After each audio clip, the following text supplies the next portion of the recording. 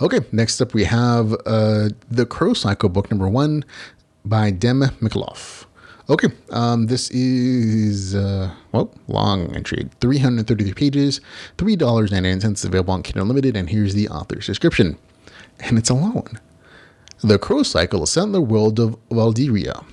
Its events echoing the story of clan dominant the Sleepless Ones, a cult LitRPG series by the same author. Nonetheless, the Crow Cycle has a complete standalone plot. Each series is connected to the main storyline and shows certain characters from different points of view, revealing information about their past or explaining backgrounds of events already known to the reader from earlier series. The world of Waldyra treats its inhabitants differently. Some of them appearing out of nowhere, suddenly receive unique achievements and quests. They become living legends and idols while basking in the limelight. And there are those who call Waldyra home. They do not play, but rather live in its colorful, magical world. They do not get anything unique or legendary in return. Perhaps they are just unlucky, or maybe they don't need the hype, and they are content with their simple existence. Or could there be something special about a peaceful and well-planned life? Who knows? As the old saying, only time will tell. At the foot of the foreboding Grey Peak lies a desolate valley. These are the backwoods of the world of Waldyra.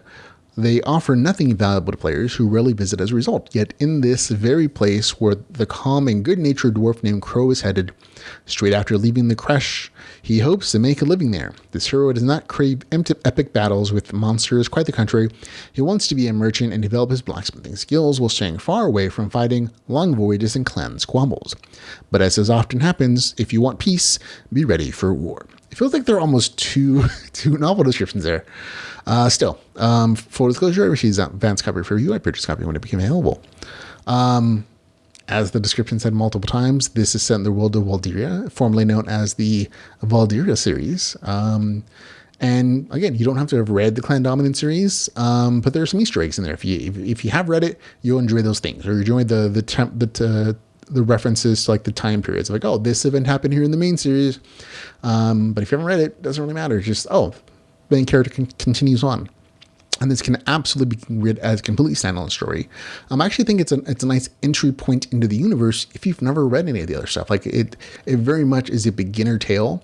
With the main character that is actually restarting his characters. So he has a bunch of knowledge about high-end stuff, efficient ways of leveling, and like little quirks about the system where he can kind of exploit a little bit. But he's restarting as a noob level 1 character. And he's starting in a new location that hasn't been fully developed by the player base yet. And I think that's kind of the thing that I enjoyed the most, that it was kind of a frontier setting, and the main character is using his high level knowledge to make an extra powerful character he's not cheating. He's just playing intelligently. He's focusing on tasks that people consider redundant and boring, and like creating reputation goals with the local guards at the outpost he's at, or gaining stats through exercise or repetitive actions, or like particular things like rolling stones up hills and like seeing him fall back down on you, and then coming back from a respawn point to do it again because he gains his stat point. And he's doing, and it's all very smart so far. Like, oh yeah, if I was playing a video game and I knew how to do that, I'd probably do that too. It's like it feels really smart. But it's also like it's very incremental, and you feel the progression as it's happening. And I particularly liked it, especially considering the main character doesn't do a lot of fighting in the start of the story. He's doing other things because he knows he's a weak character. And so he's pushing the boundaries as much as he can, to kind of get that initial like big boot before he starts to try to level and grind and fight monsters and stuff.